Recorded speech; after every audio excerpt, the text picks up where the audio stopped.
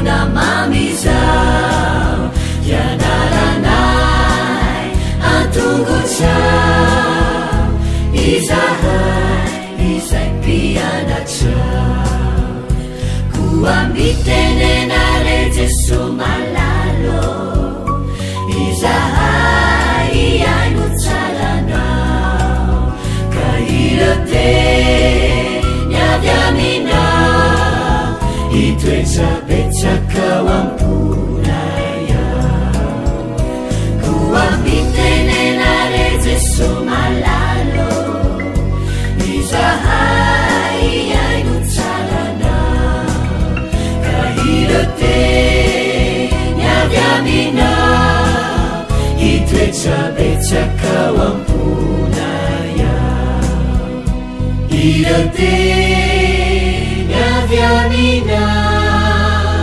itoetsabetsaka amponaya.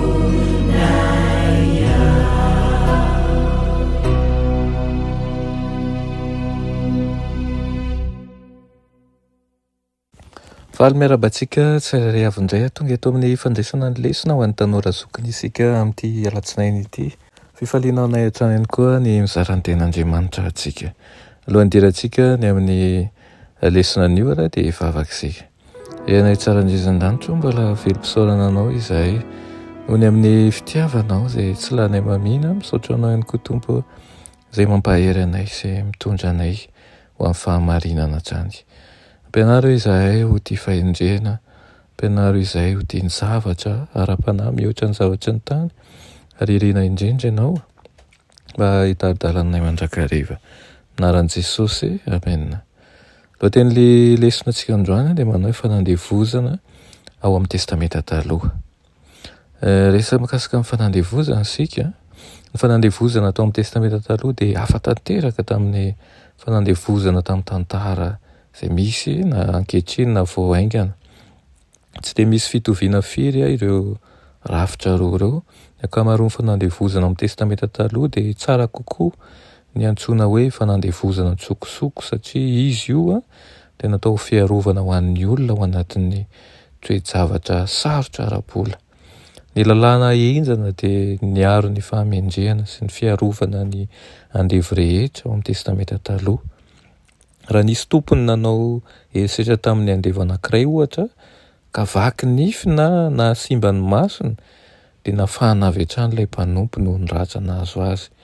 Ary ny tompony izay namono andevy anankiray dia tsy maintsy navototra ihany koa ho vonoina ho faty. Nodidin'ny fiarahamonina mba hiaro ny aina sy ny fananany ary ny fahafahany izay andevy nandositra ny tompony. Tsy noleferany ny fampijaliana ninonninona tamin'ny andevy izay nandositra. Ny fahafantarana fa ny firenena dia niaro an'izay andevy ny safidy ny andositra dia mety ho antony lehibe indrindra ho an'ny tompony mba hikarakara ny fomba nitondran'ny andeviny. Nisy fimpitoana ihany koa ny amin'ny faharetan'ny olona anankiray ho andevy fa tsy hoe andevy mandra-pahafaty sy ny taranany na fahanisaky ny 7 taona na amin'ny taon-jobily izy ireo.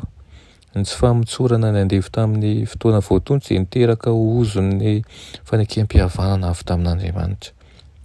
Nisy ny fidiny hijanona ho andevy maharitra, tsy maintsy niseho teo anatrehan'ny mpitsara izy ireo mba azahoana antoka fa tsy tereny izy ireo ary naseho ampahibe maso mihitsy ny fanapahan-kevitra tamin'ny alalan'ny fandevenana ny sofin'ilay andevy tamin'ny olo.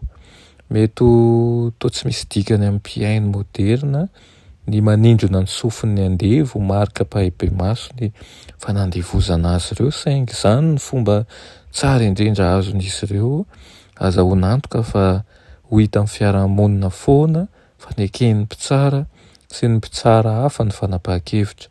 Tsy nanaroatra olona izany ny tompon'ilay trano. Mety anontany tena koa ny mpamaky moderna hoe nahoana ny olona no misafidy ho andevy maharitra?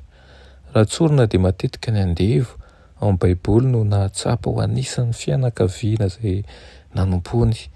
Na dia tsy navela iara-misakafo amin'ny fianakaviana tamin'ny Pasika akaiky aza ny mpikarama sy ny vahiny dia nisy andevy ihany. Toy izany koa ny mpanompo ny karamaina ny asa ho an'ny levita dia tsy afaka nihinana tamin'ny sakafo masina tao amin'ny fitoerana masina fa ny andevo anankiray tao an-trano levita dia nihinana ny fanatitra masina mitovy amin'ny anjaran'ny mpianakavy hafa. Nifidy ny sitrapon'ny ho lasa andevo maharitra ny mpanompo anankiray rehefa nahatsiaro ho teny fianakaviany ka hitany fa zany ny fomba tsara indrindra hanomezana an'izay ilainy. Raha nanapa-kevitra ny anaraka ny lalàn'ny fanandevozana amin'ny testamenta taloha i Amerika dia ho fongotra ny rafi-panandevozana manontolo ary andravany ampahany amin'ny toe-karena izay miankina amin'ny rafitra feno bibiana. Ireo manam-pahaizana sy pasteur kristiana izay nampiasa ny fanandevozana tao amin'ny testamenta taloha mba hiarovana ny fanandevozana faran'izay tsy maha-olombelona Amerika dia nanao an'izany tamin'ny fomba tsy miangatra mihitsy. Tsara ho haitsika ny tantara mahakasika ny fanandevozana mba ahafahantsika ihany koa manavaka tsara ny fanandevozana tany amin'ny testamenta taloha sy ny fanandevozana izay misy teo aloha na ankehitriny aza. Ahafahantsika ihany koa mandanjalanja sy mijery ny anton'izy ireny tao amin'ny testamenta taloha. Dia hitombo fahandrena, hitombo fahalalana ao amin'ny tompony isika. Amen. Renay tsara indrisan-danitro, mbola misaotra anao izay ny amin'izany teninao nomenao anay io izany. Misaotra ny amin'ny fahalalana avy aminao. Ampio izahay haisitona lesona ny amin'izany ary koa ampiasa izany araka ny sitraponao ny fizarana izany amin'ny hafa. Indrindra fa rehefa manazava ny baiboly izahay. Dia io manokana ny tokantrano tsirairay avy ankehitriny. Ao koa tokantrano izay ipetoeran'ny fanahinao masina hatrany. Anaran'i Jesosy, amen.